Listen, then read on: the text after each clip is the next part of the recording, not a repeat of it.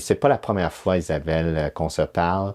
La dernière fois, on sortait de cet élan que vous avez parti avec avec un pôle d'innovation, mais ça vous a lancé ailleurs. Expliquez-moi un petit peu Mhm. où vous étiez et puis où vous en êtes maintenant.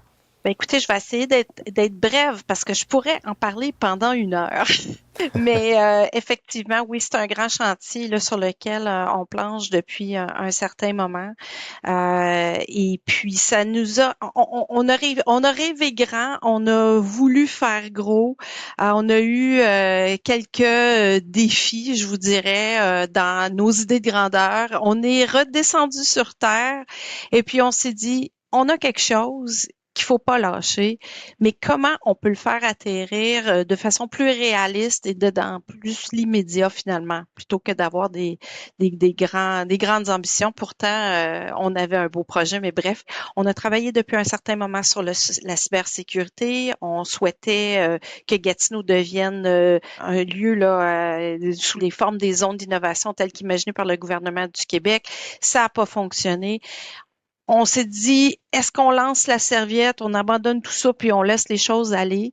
Mais qui sommes-nous pour le décider? Alors, on est retourné vers nos entreprises, vers notre écosystème, vers nos chercheurs. On a rassemblé tous ces gens-là en disant, ben, que pourrait être la suite à donner? On a travaillé dans des ateliers d'idéation. Ce qui est ressorti de là, puis là, on revient à la thématique, là, puis tout ce qui a animé notre discussion jusqu'à maintenant, c'est l'humain.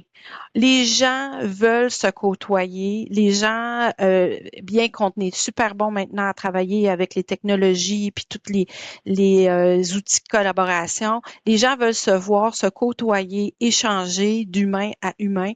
Alors, c'était la question de créer un lieu où on pourrait justement avoir ce choc des idées entre les différents acteurs.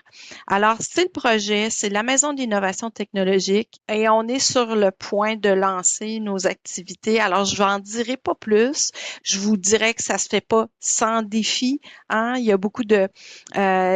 on travaille avec des entrepreneurs qui sont dans l'immédiat, qui veulent que ça aille vite, qui veulent que, bon, qu'on prenne les décisions, des acteurs du public qui sont plus sur le long terme avec des objectifs qui donnés avec des orientations politiques où là on n'est pas dans le même rythme, des chercheurs qui veulent tirer leur compte.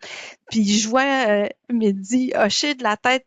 C'est pas toujours évident d'essayer d'aligner tous ces gens dans la même direction, qu'on partage la même vision et qu'on avance tous ensemble, main dans la main et dans l'harmonie.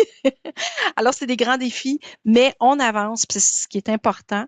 Et puis, on aura des dévoilements là, qui vont venir un peu plus tard. J'en dirai pas plus pour le moment.